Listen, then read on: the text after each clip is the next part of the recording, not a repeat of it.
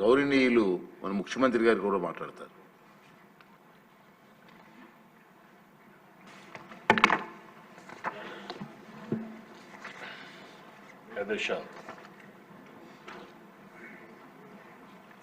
ఏదైతే ఈరోజు land titling act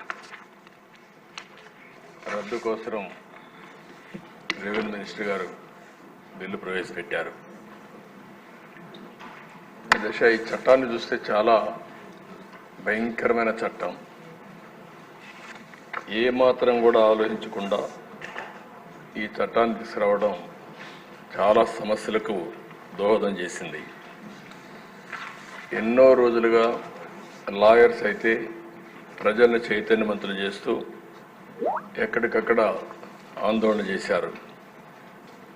ఈ చట్టం కనుచుంటే పౌరుల ఆస్తి హక్కును మొత్తం మింగేసే పరిస్థితి వస్తుంది. ఇప్పటికే అధ్యక్ష రాష్ట్రంలో ఎప్పుడూ లేనంత ఈ భూ వివాదాలు పెరిగిపోయినాయి. చాలా దిక్కలు ఇప్పుడు నా నియోజకవర్గం కుప్పం నియోజకవర్గంలో చూస్తే ఎప్పుడూ నాకు ఒక్క కంప్లైంట్ కూడా రాలేదు. 40 ఏళ్ళ నుంచి నేను అక్కడ సీఎంగా, ముఖ్యమంత్రిగా, ఎమ్మెల్యేగా, ప్రతిపక్ష నాయకుడిగా ఉన్నాను. ఈ 5 ఏళ్లలో జరిగిన అవకతవకలు ఆ నియోజకవర్గంలో ఎక్కువ కంప్లైంట్లు వచ్చేది భూ వివాదాలపైన వచ్చాయి. నేను చిన్న చిన్న మీటింగ్లు పెట్టుకొని మాట్లాడేటప్పుడు ఏదైతే 22A ఎవరైనా భూమి ఉంటే దాని పక్కన 22A అని వేసేస్తే అది ప్రభుత్వ భూమి అయిపోతుంది. అక్కడి నుంచి ఎవరైతే సెటిల్మెంట్ చేసుకోవాలనుకుంటారో వీళ్ళందరూ రావడం నెగోషియేషన్స్ మొదలు పెడతారు. లేకపోతే ఇది గవర్నమెంట్ భూమి అవుతుంది.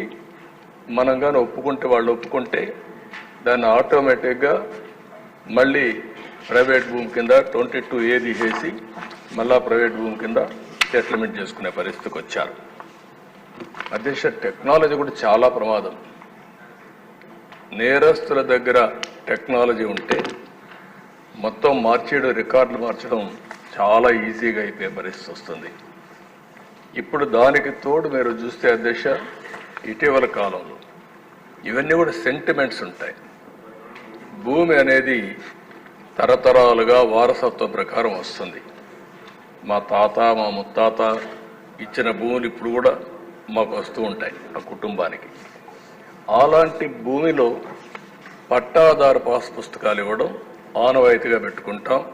రాజముద్రేస్తాం అంటే ప్రభుత్వం ముద్రేసిస్తాం.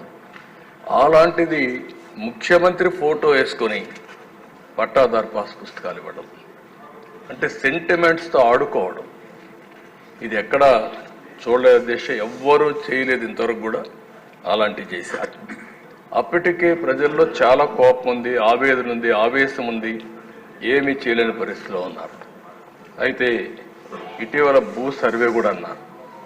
ఈ భూ సర్వే కూడా అధ్యక్ష మొత్తం సెటిల్మెంట్ చేస్తామనే ఉద్దేశంతో చేసి డబ్బులైతే ఖర్చు పెట్టి ఎక్కడికక్కడ వివాదాలు పెంచారు, కానీ ఎక్కడా వివాదాలు తగ్గించే పరిస్థితి లేదు. దానిపైన కూడా నేను చాలా స్పష్టంగా చెప్పాను. హోల్డ్ చేశాం, స్టే చేశాం. ఇవన్నీ క్షుణ్ణంగా స్టడీ చేసిన తర్వాతనే చేస్తామని చాలా స్పష్టంగా హామీ ఇచ్చాం. ఈ చట్టం వల్ల పౌరుల ఆస్తి మొత్తం లాగేసే పరిస్థితి వస్తుంది. అంటే ఇంకా రాను ఇందులో మీరు చూస్తే అధ్యక్ష వెరీ ఇంట్రెస్టింగ్. నేను అన్ని మీటింగుల్లో మాట్లాడాను. కనీసం ఒక్క మాట మేము ఇది చెయ్యము, ఇది ఉద్దేశం లేదని ఒక్క మాట చెప్పలేదు. అంటే ఇందులో చూస్తే భూ వివాదంలో 533 సివిల్ కోర్టు అధికారాల్ని సెక్షన్ 338 నిషేధిస్తుంది. అంటే ఇంక అధికారం లేదు. ఎక్కడికి పోవాలి? నేరుగా హైకోర్టుకి వెళ్ళాలి. ఎంతమంది హైకోర్టుకి వెళ్ళగలుగుతారు? అంటే ఇక్కడ ఏ విధంగా పెట్టారో మనకు దీన్ని బట్టి అర్థమవుతుంది. ఇంకొక పక్క ఏ వ్యక్తినైనా ల్యాండ్ టైటిలింగ్ ఆఫీసర్గా నియమించుకోవచ్చు 5(1).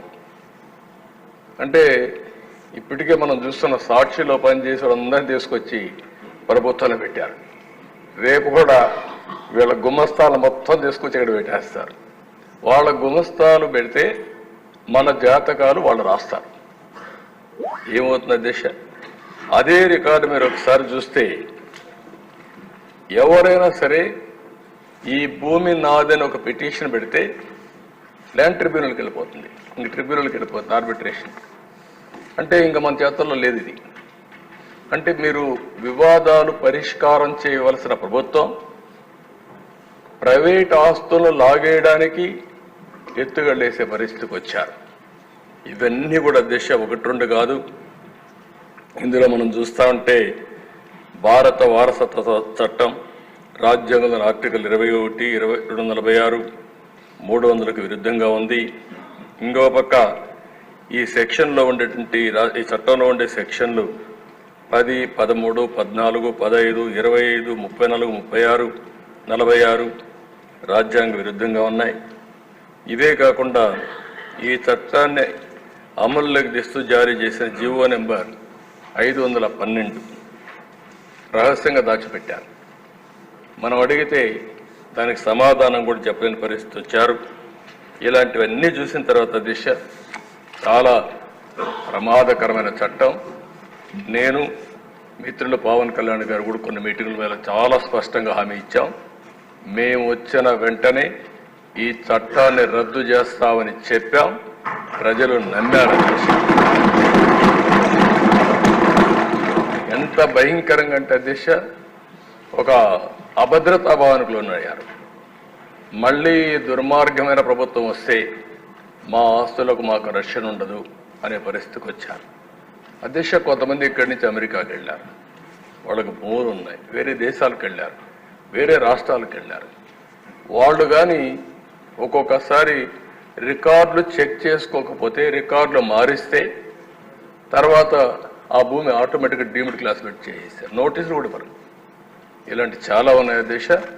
ఏది ఏమైనా మేము చెప్పాం, చెప్పిన తర్వాత చాలా స్పష్టంగా హామీ ఇచ్చాం. హామీ ప్రకారం మొదటి సంతకం ఏదైతే నేను చెప్పానో డిఎస్సి అని మొదటి 5 సంతకాల్లో ఈ ల్యాండ్ టైటిలింగ్ యాక్ట్ కూడా పెట్టి రద్దుకు ప్రతిపాదన పెట్టాం. మొదటి క్యాబినెట్లో దీన్ని ఆమోదించాం. మొదటి అసెంబ్లీలో దీన్ని మళ్ళా ఈ చట్టాన్ని రద్దు చేయడానికి ఇది ప్రవేశపెట్టాం. ఇది మా చిత్తశుద్ధిని మరొక్కసారి తెలియజేసుకుంటూ సభ్యులందరూ కూడా దీన్ని ఏకగ్రీవంగా బలపరిచి ఈ నల్ల చట్టానికి మంగళం పాడాల్సిందిగా మరొక్కసారి ప్రార్థిస్తూ ఈ ప్రభుత్వం ఏ మాత్రం కూడా అజాగ్రత్తగా ఉండం, ప్రజల ఆస్తులు కాపాడుతాం, ప్రాణాలకు రక్షణగా ఉంటాం. ఇలాంటి చట్టాలను ఎట్టి పరిస్థితుల్లో ఆమోదించమని మరొకసారి తెలియజేసుకుంటూ మీ దగ్గర సెలవు తీసుకుంటాను. మంత్రి గారు